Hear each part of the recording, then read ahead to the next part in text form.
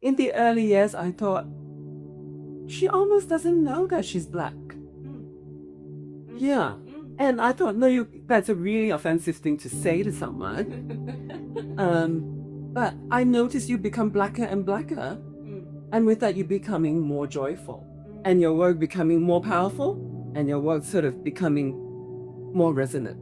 Like, we can watch it and go like, oh, that was really exciting. I feel like when I go to see a show, very few of our people are there.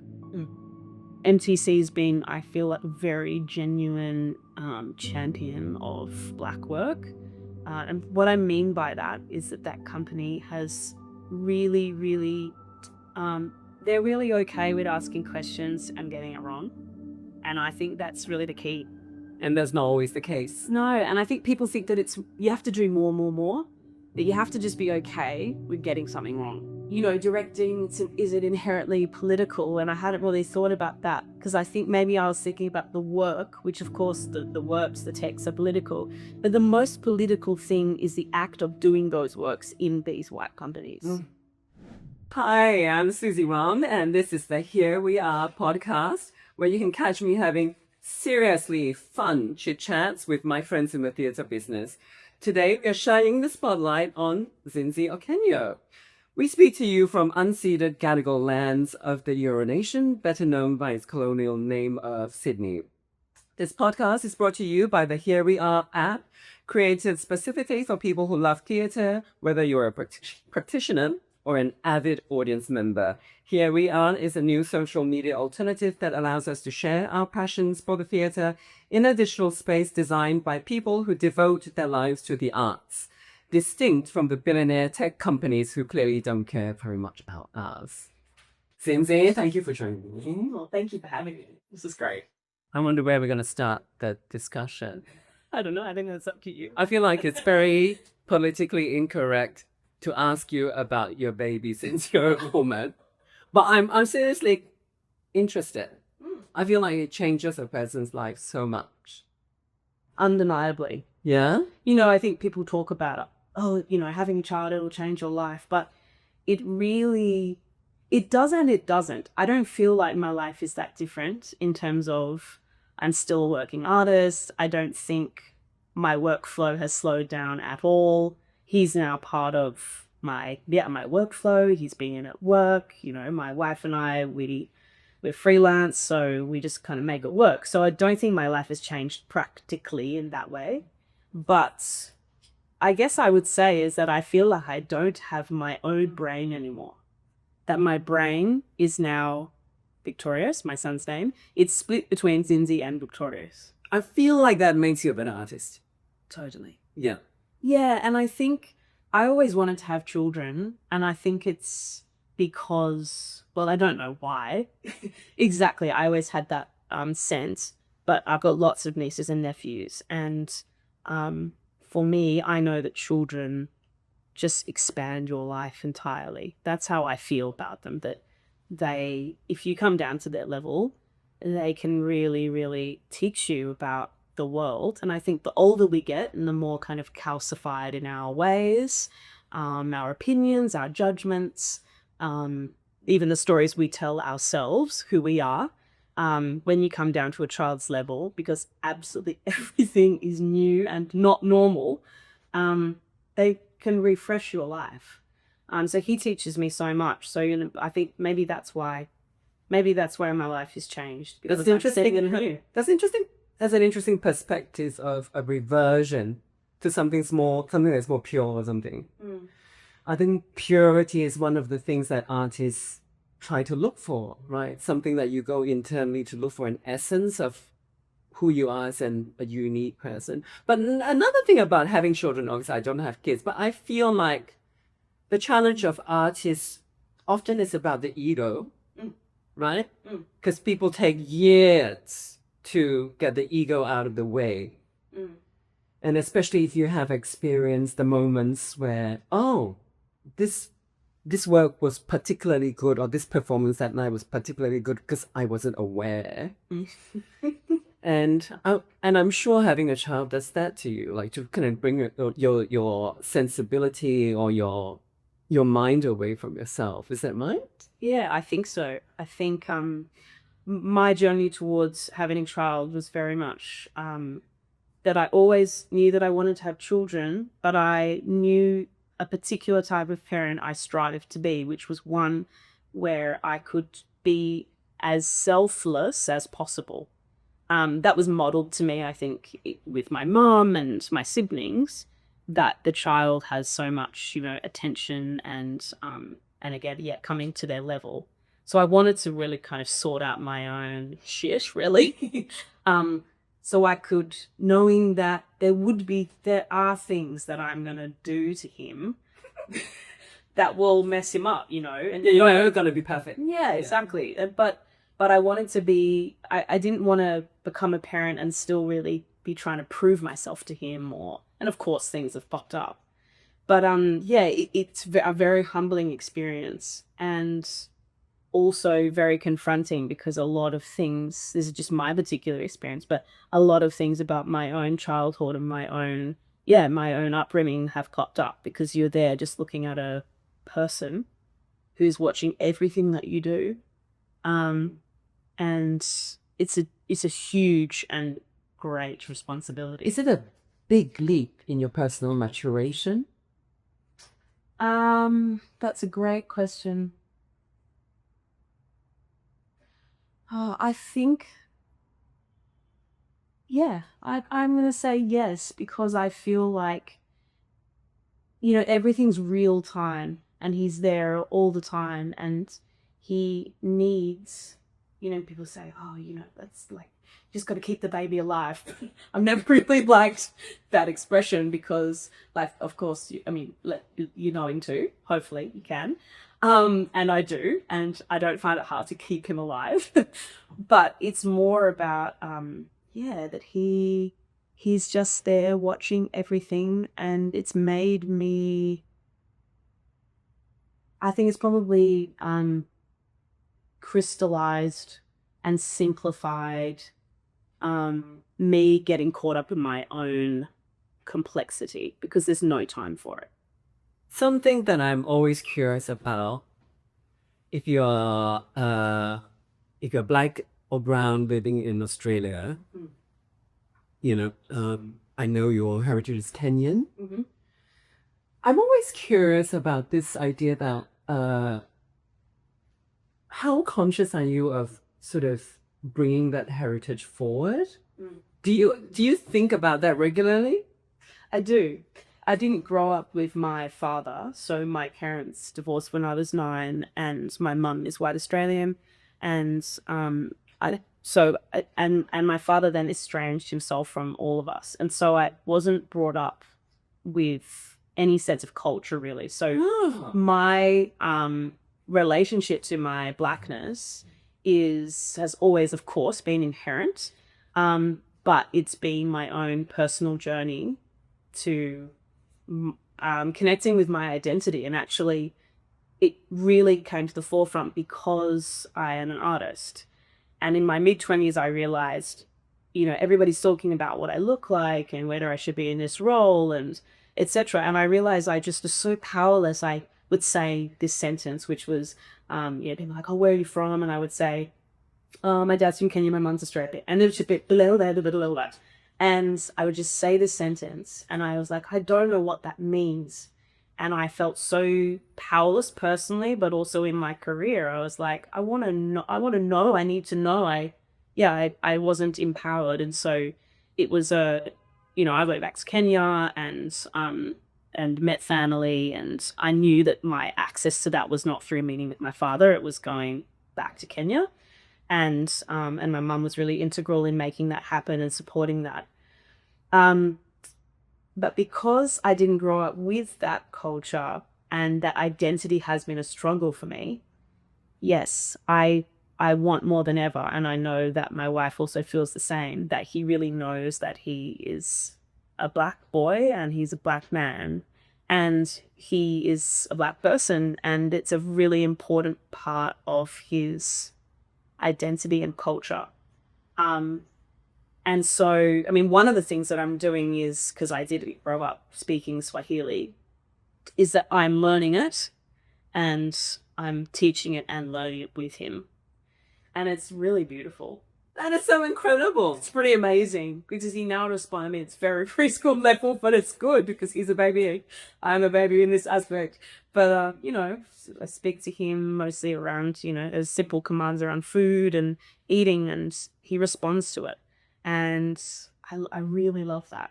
It's because so much of parenting in Australia has been about assimilation, you know, as a short-hand term. You know, even whether you are recent migrants, when I say recent migrants, you know, in the 90s even, or in the early 2000s, if you brought your family here, and certainly before then, if you were born here of parents who were people of color, there was such an effort to wipe out your ethnicity, you know, and we are just sort of so many generations who have grown up not understanding the heritage. And in recent years, you know, which is reflected in your statements, people have found the need to rediscover and reclaim. And I guess what's new now is that generation which has rediscovered, bringing that forward in their parenting. Isn't that amazing? It's really amazing. And there's so many things in the world right now that feel you know, disheartening and dispiriting, but that is a really encouraging thing because it's generational. And it's so interesting. I remember during COVID and BLM, and it was particularly full on for me because in terms of assimilation and things that I'd been thinking about. So I went to Kenya in 2019 and 2020, obviously. And so it's really fresh in my mind because I really connected with my culture and identity. And the BLM happened. And my experience was this kind of, just the kind of catharsis of all the things that I had felt, but because me in my generation growing up, not with the internet now, I didn't have a language, but it confirmed for me that everything I had felt was real.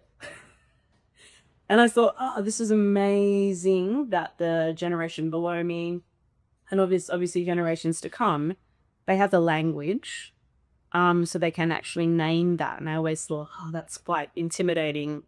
But it was a really amazing moment for me because, you know, when you have that instinct, and I've always trusted my instinct so hard when you have that instinct and then it's affirmed, you're like, I'm not going crazy. This is real. This is really real. You know, we hadn't been very close, even though I've observed you for a long time. I was doing my look back at my work, reviewing your work. First one, 2015 February, more than 10 years ago. Wow. But we haven't really had a real serious sit down chit chat. So I know of you, certainly, because, you know, you are a prominent personality in what we do. And during BLM, when along the world changed, I noticed that you became a happier person, even from a distance. I didn't know if it's in your work as well. I felt like, somehow she's more joyous. Somehow she's more joyful. I didn't associate that with the BLM movement at that time.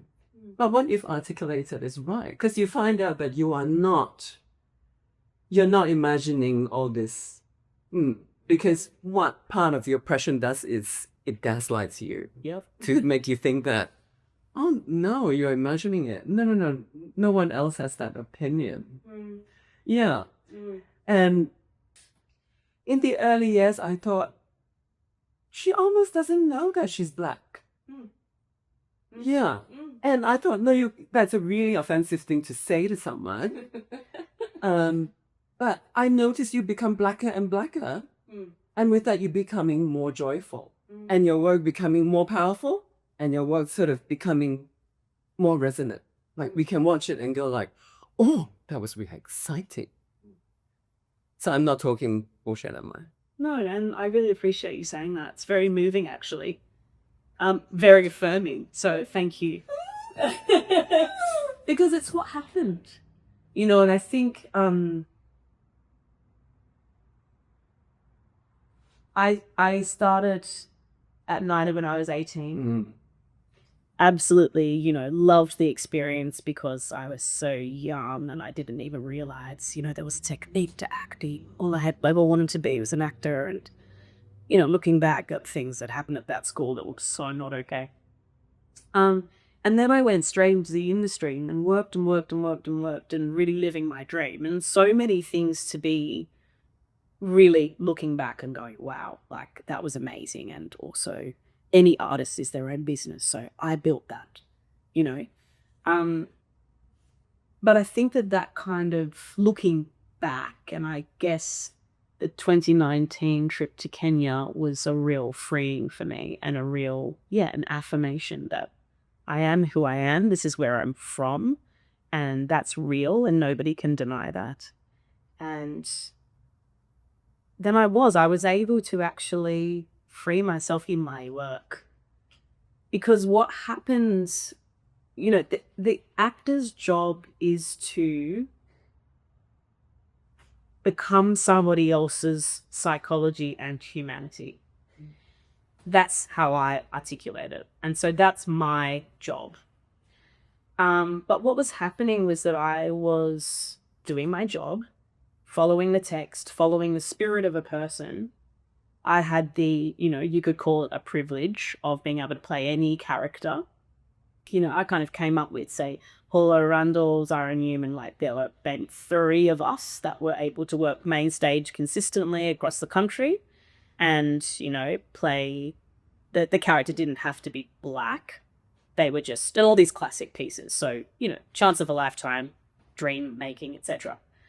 But I was playing them as white people. And it's interesting because I've always found acting to be a real kind of private release for me. So I bring my own vulnerability within the mask of a character. But then when I realized that I was playing these people as white, it was like, what am I doing? Oh, this character is actually, if I've been cast, then they're mixed race. Yeah, that's it. Like, they just are. And I think it's hard because then nobody in the room talks about race politics. It might not exist in the play, so that's fine. But I think there's another level to happen where, you know, then if I guess realizing that I was mixed race, then it opens up a whole. You can't deny the racial politics. Yeah. The whole reason that yourself and Zara and Paula have careers, it's because of racial politics, I believe. It's because they understood that you need to bring in actors like yourself, even if it's just for black cladding.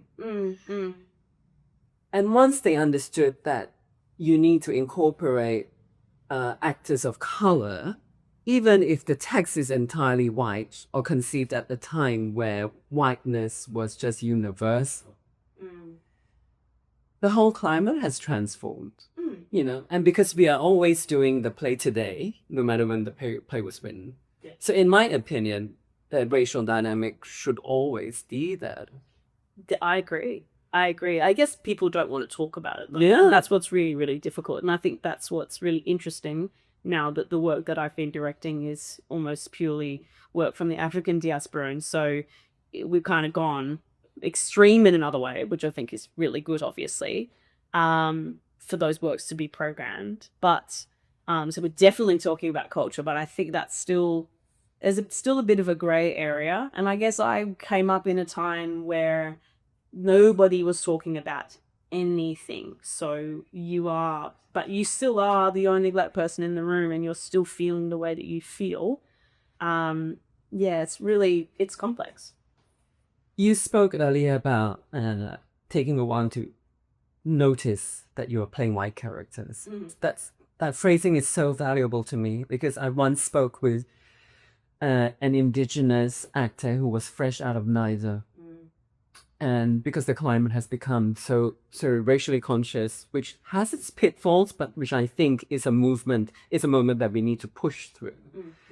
And I asked her, how do you feel as a new actor where chances are, if your career does go well, that you'll be playing a lot of white characters, which is what you're talking about, because these plays, these scripts that people love are filled with white characters, you know.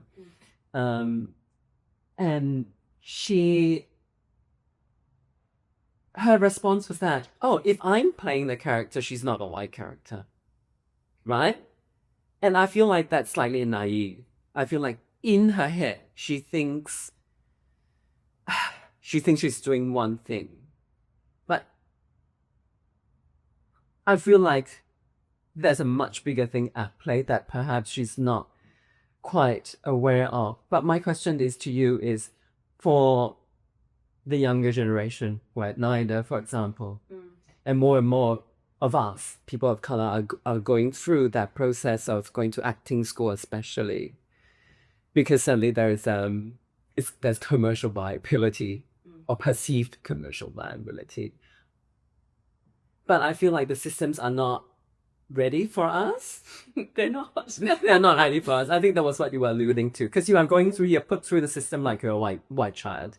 Totally. And then you have to undo that and all any other bad habits you put for drama school. But yeah, so, you know, it's a building of identity, but then that identity being skewed and then having to unlearn that, but also wanting to be yourself. You know, now that I'm on the other side of it, that I'm very much, I'm me, and so behind me, then this character is black. I have tried to be more black, quote unquote, in my roles and do things that were, you know, are joyous or more expressive, and it doesn't sit right at all.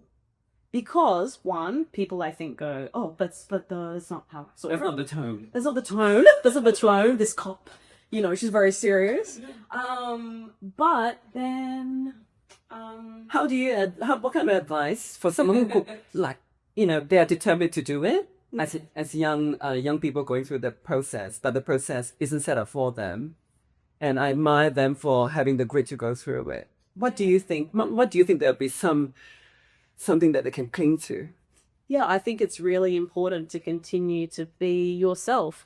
That's the thing that will keep you in this industry. Nobody gives you anything in this industry, and that's, you know, that is what it is, but it's not a bad thing. I think that at a time when there's so much around branding and followers and numbers and all of those things that mean nothing really to the artistry, the thing that will get you through is your authenticity. It sounds cliche, but there is only one you. There is only one Zindzi. So I need to mine everything into being the most authentic version of me, and that's what will stand the test of time. You can't compare me to anybody else, and therefore you can't compare yourself to anybody else. That's the thing. Does drama school have the ability to change that authenticity? Yeah, they do that all the time. That's the point. Yeah. Yeah, and it's confusing if you're young, if you go into it young, which I did. I learnt so much. I learnt the best craft. But there's also, so you're growing. If you're young, you're growing and you're trying to work out who you are. Then you're in an industry and a profession where you have to try to be somebody else. I had this realization, like when I was in my late 20s, that because I was working so much, I spent more time being other people than being myself. So I literally had no idea who I was. If you talk about going into somebody else's psychology, I'll come home, I lived alone for many, many years, loved it. And I think I loved it because it was one place where I could just like flop on the couch and be entirely me. But then things were showing up in my personal relationships and I just didn't know who I was because at the hours in the day I was being other people. And now looking back on top of that, being white people, you know, so I think I can't speak so much for the younger generation because I feel like they have a better handle because they have the language. And also there's a fierceness and a righteousness that can be irritating sometimes, but also really cool. Because we are learning from them. Totally. The mode of communication and expression. Yeah. Yeah. Yeah, it's really forthright.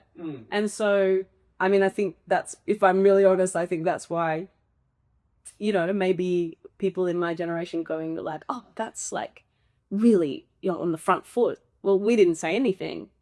So, there's things to learn from each other. But I noticed as well in my reviews that after 2021, when I saw you in Grand Horizons in the SCC show, which I thought was very, very funny, and I actually haven't seen you act on stage since then. And you've got more than several director credits now. How does that feel to move from one thing to another? Even though I know you're doing screen acting. Yeah. How does that pivot feel for you? Well, like most things in the arts, you can't really control where your career goes. But so in a way, it just happened, that kind of changeover.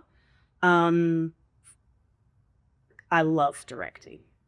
I really, really love it. It was surprising to me. The biggest thing when I went on the other side was that I feel so relaxed as a director. I don't really worry about anything. And it made me realize how highly critical I was of myself as an actor. And I guess that was surprising to me because I'd always seen myself as an actor who had a good sense of work-life balance and those things, which I think I do. But I think the nature of it not being this solo thing where you have to hold the whole character arc and you're being watched and then you'll be reviewed and you'll be critiqued and it's your body on the line. I didn't expect it at all, but this feeling of like, it's not all on me. I've got a team. There's the designers. So the set person will do everything I could there. I was like delegating, and it was very, very freeing for me. But also the type of collaboration that I feel as a director, it doesn't exist as an actor. And I think that sometimes, like I remember working with Mitchell Butel, we were playing husband and wife, and that was a great example of a great collaboration because we both are totally rigorous in our work. We wanted to have fun. We wanted to work hard. When the play opened, we wanted to continue to find things. And that's just my style. It happened to be his style. But you won't find that every actor wants to do that. And so if that's not happening, then it's not a collaborative experience. But also the job of an actor is to go internal, and it is to be solo in a way and really protect that and get what you need from the voice coach and the director and all of that and do everything that you can to get to that excellent level. So it's kind of inherent in the position. But as a director, the feeling of facilitating, I say my job is to facilitate everybody else's greatness. That position just sat so easily with me. And I love it so much. I really miss being on stage. It's just it's happened so that I guess now, because the work that I've been doing has been really pivotal and historical in Australia, bringing Black work to main stages, and that's really, really important. So I think that that's what's been happening, is that I am currently on a main stage level the most senior Black director. There are some really great people coming through, but I am that person. So that means that I am the one that does it. And I think as theatre companies try to work out what the hell they're doing and what boxes they need to tick and what they should be doing, I think that's why I've remained in that role and be doing less acting for theatre. That's so great because leadership doesn't come naturally to everyone. Yeah. A lot of people find it really intimidating. Yeah, but it seems like it's almost reversed for you. I love it.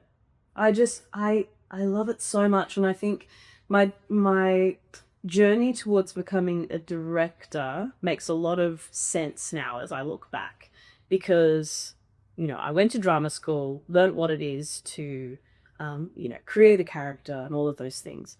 Then I started to work, and then I started to go from smaller roles to larger roles, and then I always thought that when you get into that lead position, this is the role of the lead actor, is to also, it's inherently running the room. So you set the tone. So if you're a bully, then that's what the room's going to be like. And if you're a generous person, that's what the room's going to be like. So I thought, as my mind started to become more expansive and start to have more of a dramaturgical mind through working on a lot of new work, I found that really, really, really satisfying to help new writers actually develop their plays. My mind started to become more, I guess, on the outside and observing.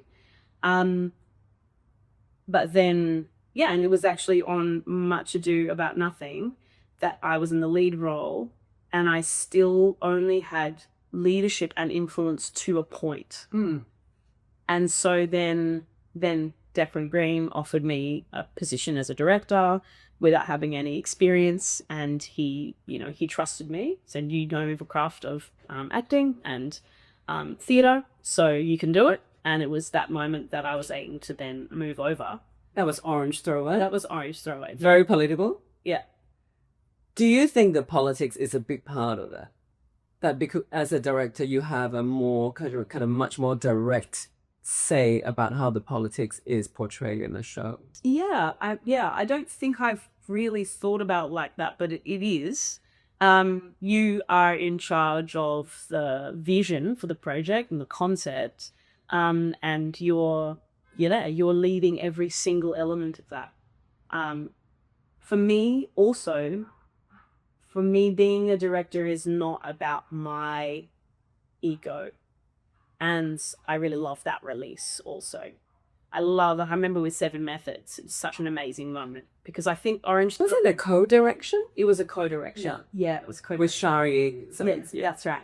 And I had this amazing moment, because of COVID, 7 Methods ended up being first before Orange Thrower, even though it was my first job that was offered to me.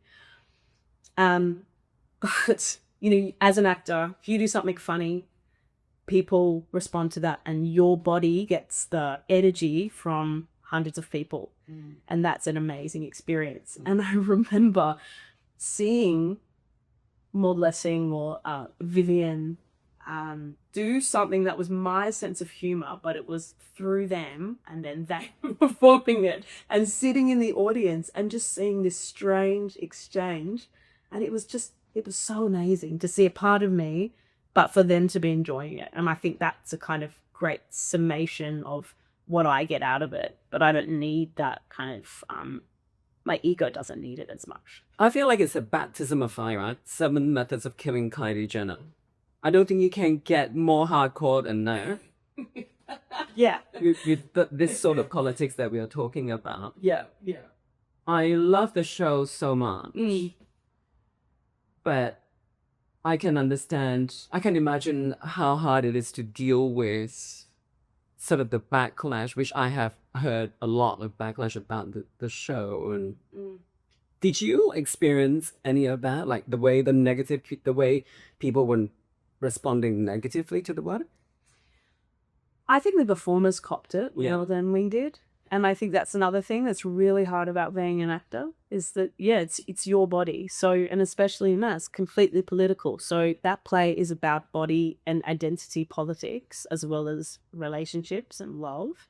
And those women really felt that, and it was very damaging. And look, we did on that show, we did what people say we can't do, which is have all people of color, all women of color, bar Leela Enright, producer. So we achieved that, And then most of the people on that show were, or including Shari and I, it was our first thing. I think Shari had done one show. So everybody was green. There was ASN who'd never really done anything, costume, everybody. And we just went, let's do it. We have to do it. And we did it in our way, which was just incredible. And then the response was huge and positive and wow. Like never ever forget it, the feeling. And so always, of course, there's the other side of that, which is that people loving that change and embracing it. And then the other side is like, this is too powerful. What's it going to do? We have to kind of bring it down.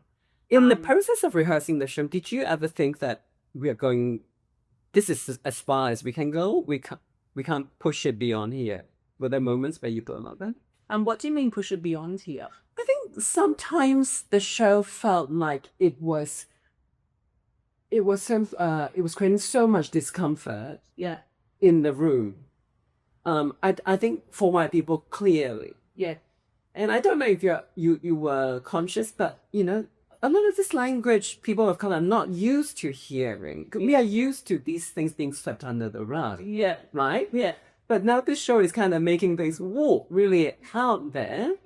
And as someone who's been working in the industry, we are very used to if these things that we like, we wish we could say, we can only say in this roundabout way. Yeah. And suddenly there's this experience where you kind of go, oh, we need to not do it that way.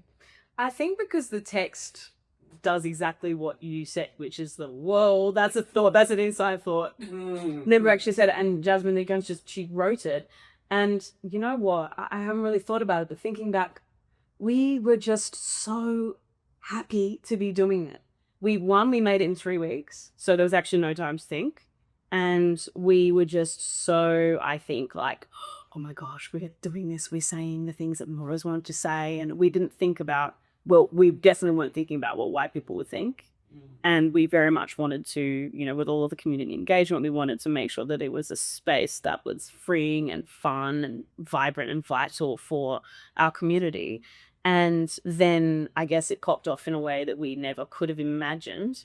And yeah, but there were, I guess, yeah, I think when I think about opening night and how vocal everybody was, not only was it like, wow, I've never been in a room like this before.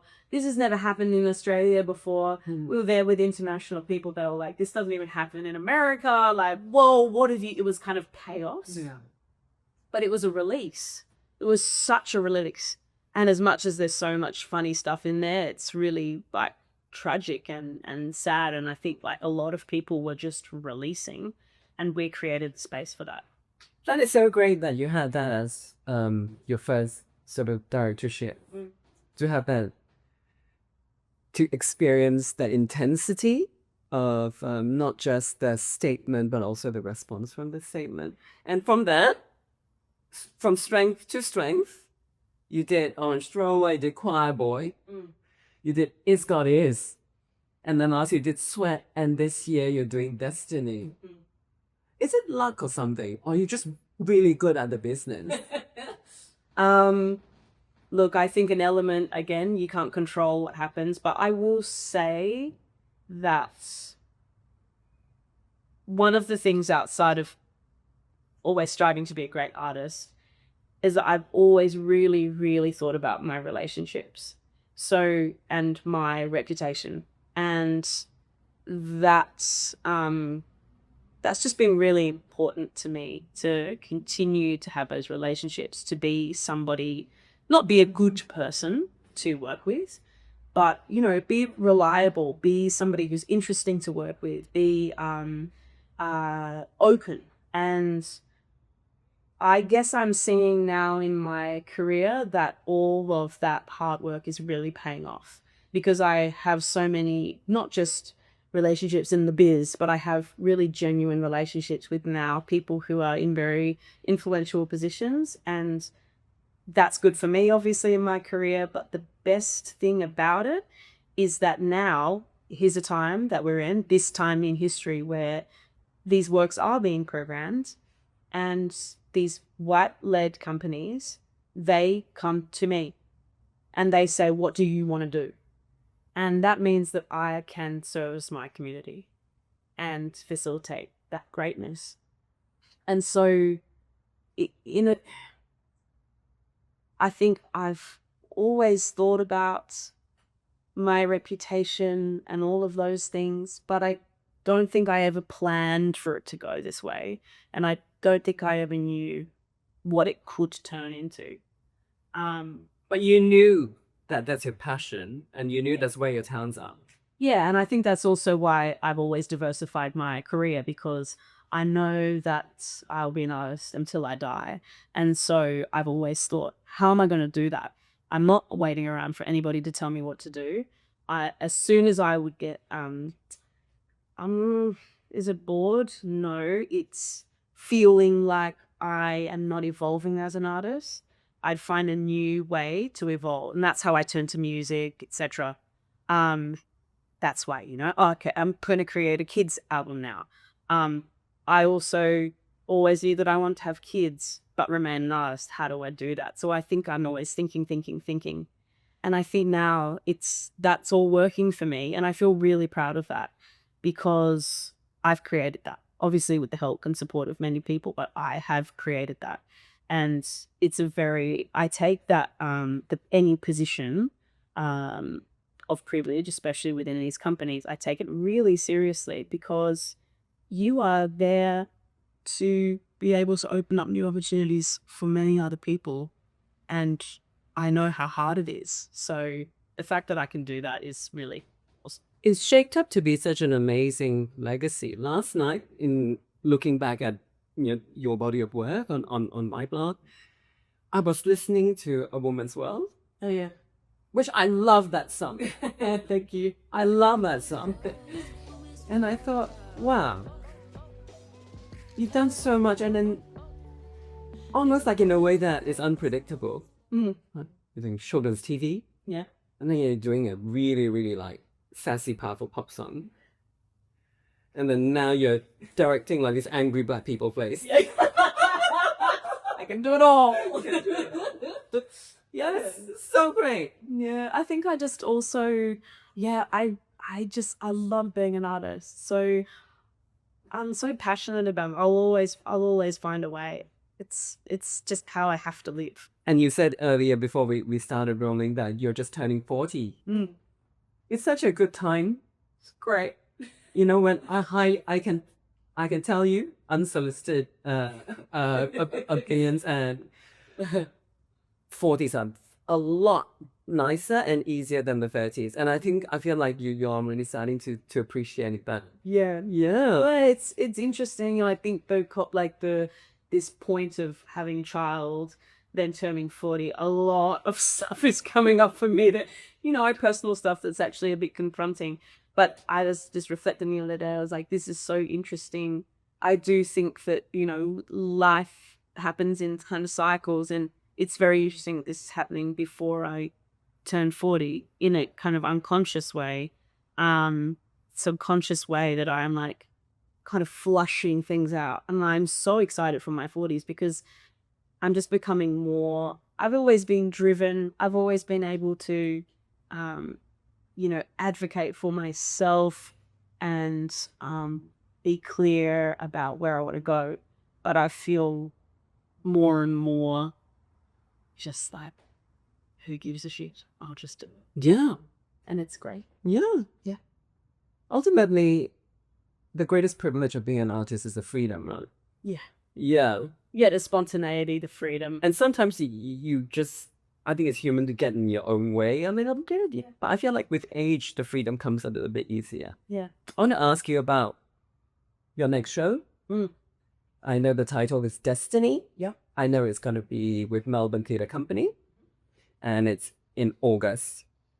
Where are you in the process now? I just came back from Melbourne for the final development week for the writer, Kirsty Marillier, to do her final draft. So, second time working with Kirsty, and our relationship as friends, but our creative relationship is something that is becoming so special to me and to us. She's somebody that I feel just a deep kinship with. I think both as mixed race women, we're able to really understand each other's experiences, and it's really fascinating, like hearing about her experience as a colored South African. And yeah, the play is really special and takes kind of this historical lineage in our theatre history to the next level, because she's created what is kind of like a classic family drama, like big sweeping family drama, but it's set in the 1970s during apartheid in South Africa, and it's loosely based on experiences of her own family and people that she knows, but it's fictional and obviously historical. But it's pretty amazing to be able to see. I don't know whether when I was younger I would think that there would be a piece like that that's within that genre, big set, big drama, all of that stuff, with colored people there telling their stories, and telling their joy and pains. And MTC's been, I feel, a very genuine champion of Black work. And what I mean by that is that company has really, really, they're really okay with asking questions and getting it wrong. And I think that's really the key. And that's not always the case. No, and I think people think that you have to do more, that you have to just be okay with getting something wrong. And somebody saying, hey, that was not okay, or like, that's wrong. And be able to sit with the personal discomfort of that, and then go, okay, so how can we learn? And it just makes working so much easier. About time. I'm thinking about when you just said, like, directing, is it inherently political? And I hadn't really thought about that, because I think maybe I was thinking about the work, which of course the works, the texts are political, but the most political thing is the act of doing those works in these white companies. Mm. And then if I'm that middle person, the leader, and I personally set it my goal to try to facilitate white conversations here, be that person, filter it down so the Black people in the cast don't need to experience the tomfoolery that's happening over here. That's the most political part, the act of doing it. And so any time that the act of doing it can be easier, we just can turn up to work and be joyful and about time, because white people get to do that all the time. And the fact that if the environment is able to be more easier, to be more responsive, that probably reflects that there are structural changes. Yeah. Because I'm always worried about these sort of changes in replacing idiots with idiots, and then kind of the overall structure remains the same. Because there are idiots who are people of color. Yeah. so that the way that the machine runs, yeah, there's always the temptation to think that, because it looks sort of different from what it used to look like 20 years ago, that it's changed, but not necessarily. So it's it's nice to hear that you feel like, even just you're finding it easier, and my interpretation of that, there's just kind of freedom, a greater scope for you to for your practice. Another question that I always love to interrogate, right, is I feel like when I go to see a show, very few of our people are there.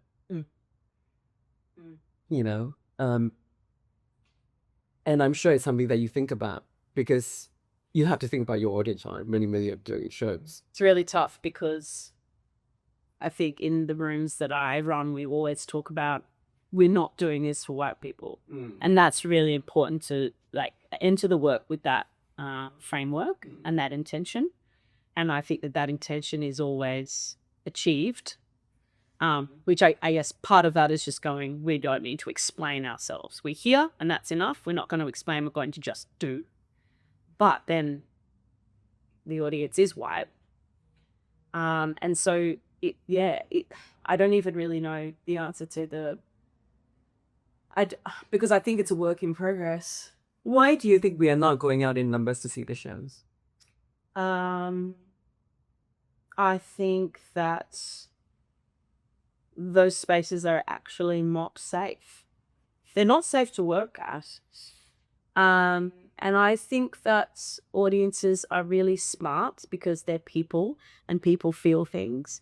And if you sit there and you don't feel like you belong, you're not going to come back. And I mean, I had a terrible experience recently at Michael Jackson the Musical where I was harassed by white women for being too loud. Oh my God. And not being, what was the word? But they can't hear the dialogue? I couldn't hear Michael singing. I just couldn't hear him. She said that I had no etiquette.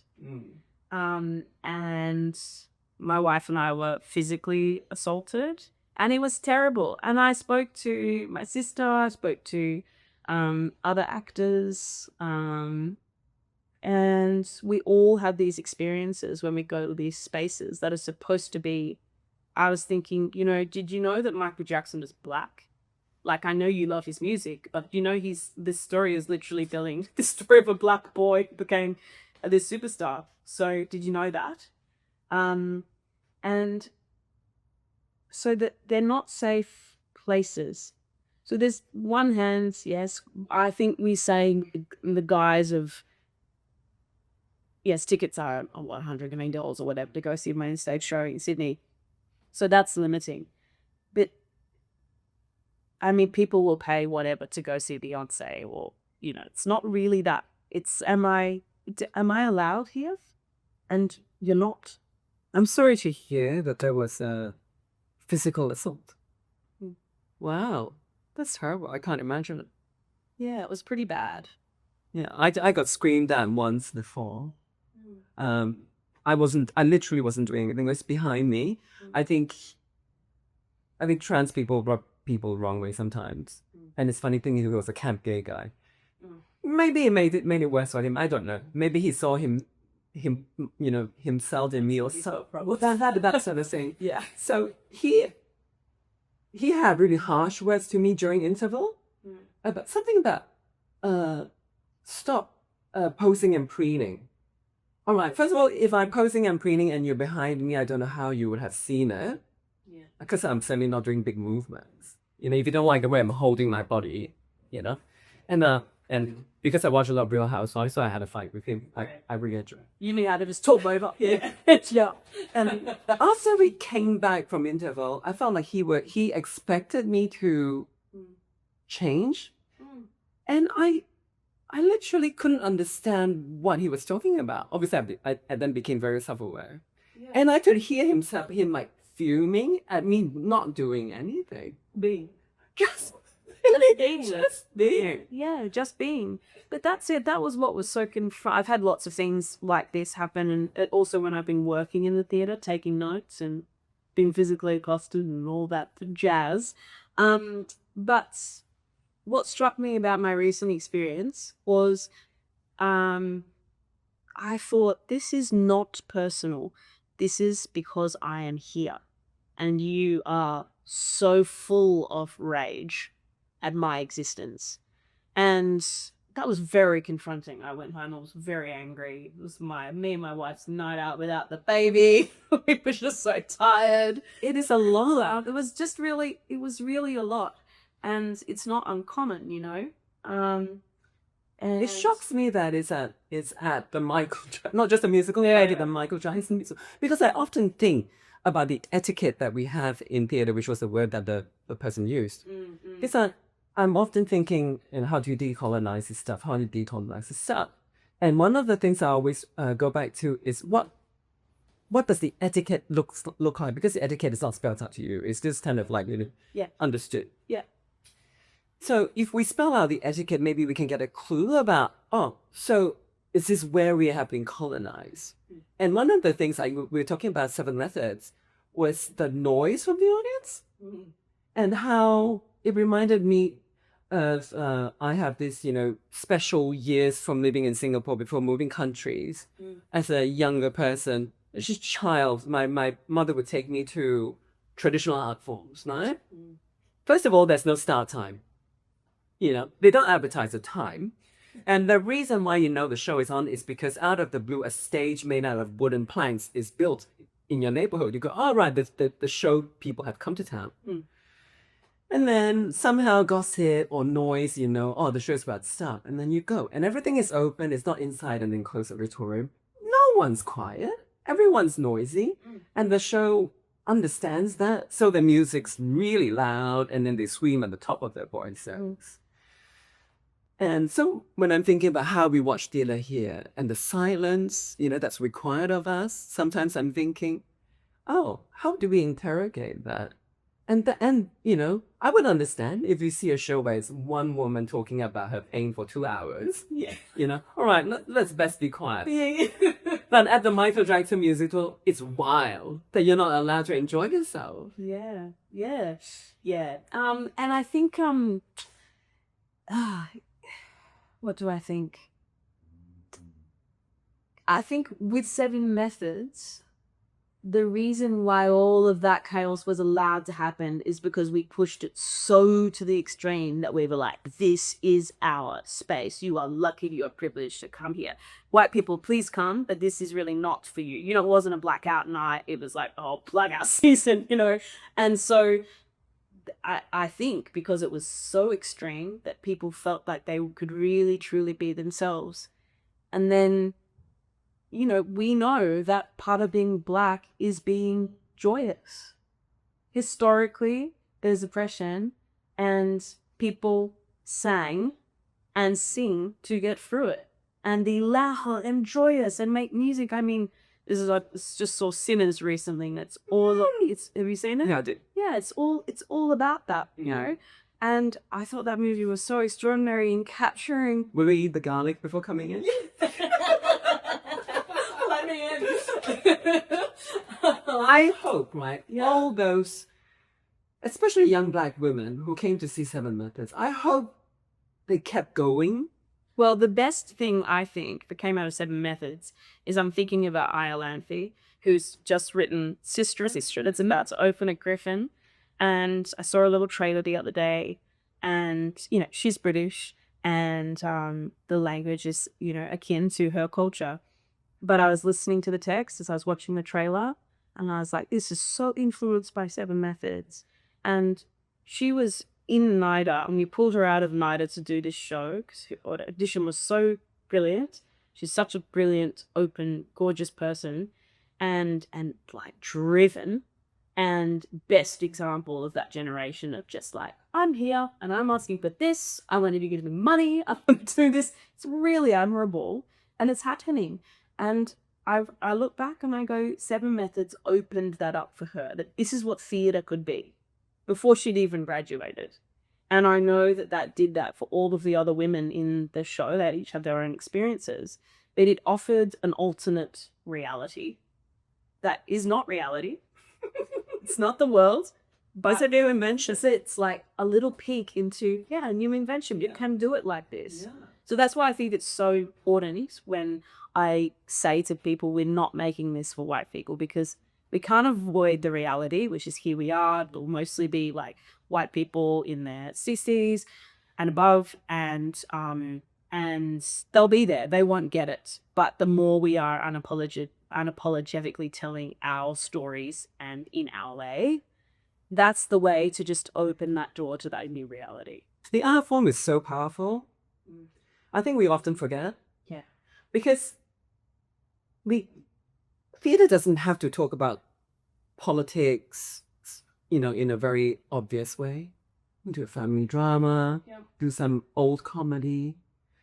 But you don't know how it moves people, really. Yeah. You don't know what it spurs on, how people experience that and where they go from that.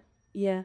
And I think I've always loved theatre because there are things that you can do in the theatre and only in the theatre. And I think you kind of can get close to that with a cinematic experience. I think we lose a lot, like even though I love streaming, we all love it, but you lose a lot being at home, I think.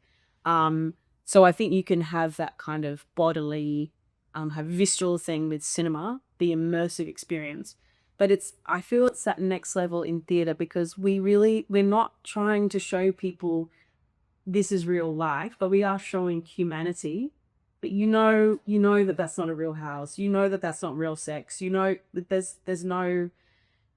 We all say when we walk into a theatre, we know what we're going to get. We're going to hear a story, but it is a bodily exchange, and that is live, and it's very unique. And it's got really powerful things with it. I think it's so special. Yeah. Just people in the same room. The idea that people are in the same room. And, you know, true to form of this case, political. Just to get people in the same room. Yeah, totally. You know? Yeah. And the magic that happens. All right, let's wrap by talking about Sell Me the Show. Which one? Destiny. Is it comedy? Is it drama? It's a family drama. I would say it sits in drama. It's about the Meth family. They live in the Transkei in South Africa in 1976. We follow Della Meth, Cliff Meth, and Rocky Meth. Murder Meth has died during childbirth. And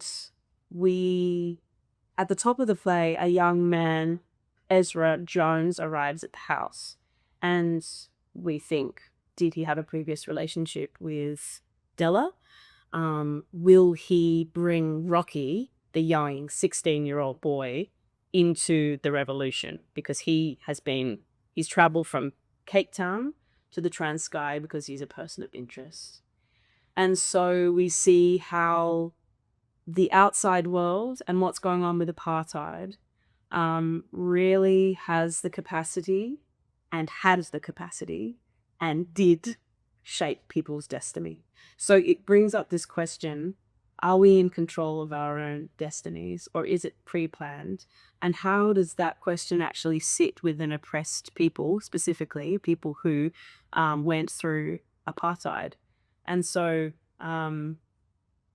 for me, it's about how, this sounds really depressing, but it actually... I'm asking you to tell the show. Yeah. But it's sad. Hey, I'm not in media. Everyone loves drama. Yeah. I think there's so much catharsis, right? Catharsis in the sadness. Yeah. You know, you're sad and it's a delicious feeling. Yeah. Because you don't want to feel it for yourself, I think. I think a part of it is like, you rather feel it for someone else's story than to feel it for your own story. And then after that, you get a moment of release, and then hopefully you go home with a clearer head. Yeah, I think so many stories about identity are about dreams being squashed, and I think that tension is always really interesting to me. Somebody who's striving, and we want them to achieve, but we don't know how strong that force is. And for this piece, it is the oppression of apartheid. But the interesting thing is that we know that apartheid ended, so we know that there was a positive outcome, but still that generational trauma lives. And so it's weird because it's like a peek back into history with a good outcome, but there's a playwright today still writing about it, and it's affected her family. So that is something really worth watching and really worth understanding why this is still an important piece today. Really worth watching. Thank you, Zindzi Okenyo. I'm a very busy woman with a lot on my plate, so you better eat it up before I take it away.